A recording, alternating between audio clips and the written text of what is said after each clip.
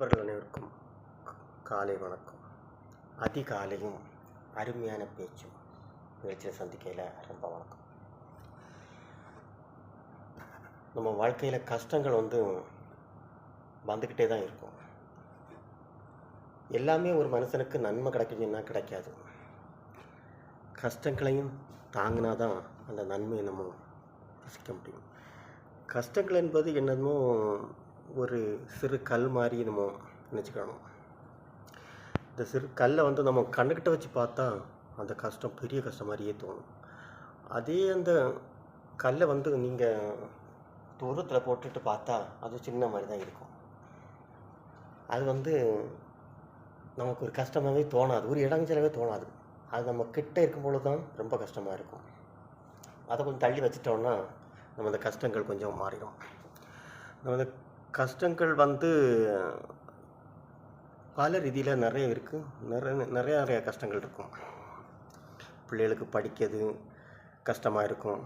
நமக்கு நம்மளை மாதிரிப்பட்ட ஆளுக்கு வேலை செய்கிறது, குடும்பம் நடத்துறது எல்லாமே கஷ்டமாக இருக்கும். எல்லா கஷ்டத்தையுமே ஒரு மனுஷன் ஒன்றாக பார்க்கவே கூடாது. இது கஷ்டம்னு சொல்லிட்டு அப்படி கூட்டி வச்சாச்சுன்னா பெரிய கஷ்டமாக தோணும். அந்த கஷ்டங்களை எல்லாம் நம்ம கஷ்டங்கள் நிறைய கஷ்டங்கள் இருக்குன்னு வச்சுருங்க. ஐயோ, ஒவ்வொரு கஷ்டத்தையும் தனித்தனியாக பிரிச்சிடணும். இதை நான் இப்போ ஒரு மனுஷனுக்கு பண கஷ்டம், மன கஷ்டம்,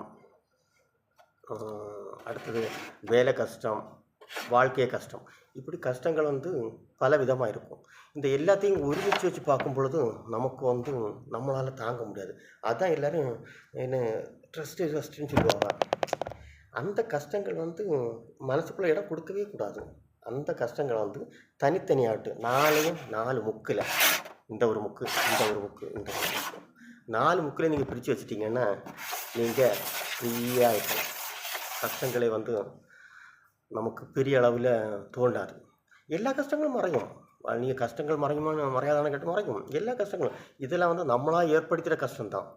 நம்ம இந்த உலகத்துக்கு வந்த பிறகும் வந்த கஷ்டங்கள் தான். இந்த உலகத்தில் ஒன்றையும் சமாளித்து எதிர்கொண்டு நம்ம வாழ்க்கையில் ஜெயிக்கிறது தான் அந்த கஷ்டங்கள் கடவுள் நமக்கு தாரது. இந்த கஷ்டங்களை நம்ம எதிர்கொண்டு ஜெயிச்சிட்டோன்னா நம்ம வாழ்க்கையில் என்னைக்கும் இனியாக எல்லா இடமும் ரவுண்டாக சுற்றி வரலாம். எந்த பிரச்சனையும் இருக்காது. நன்றி நண்பர்களே.